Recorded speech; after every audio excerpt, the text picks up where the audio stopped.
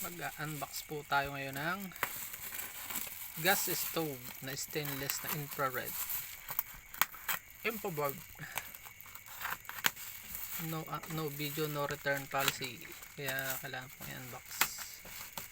Tingnan natin kung inauna namin nabili po sa mga ito. Kabasag na siya nung dumating. Ito. Hopefully ay hindi naman. Hindi na siya mababasag kasi stainless. Hindi katulad ng dati. Yan. Ganda. Ganda ng packaging.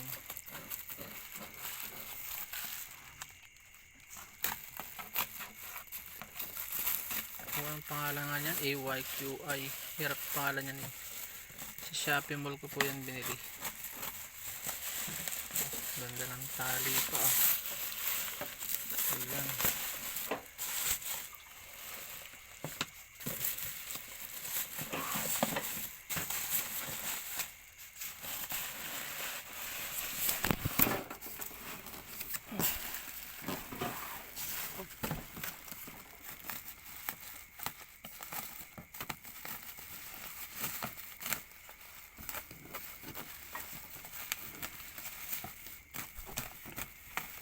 Oh, ang ganda ng packaging. Talagang hindi makakawala.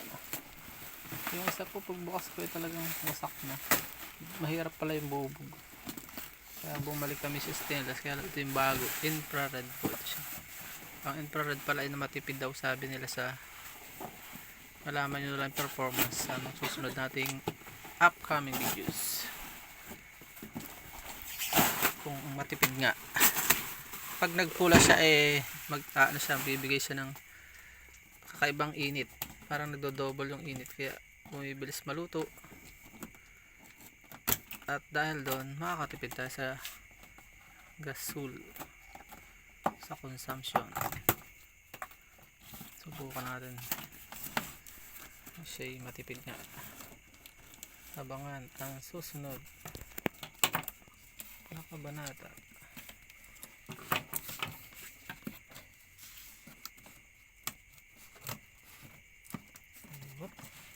Daran.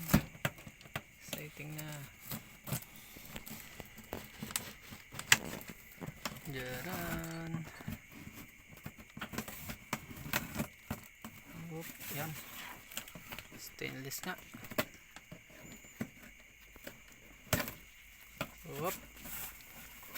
Nasa ng infrared dyan. Yan natin.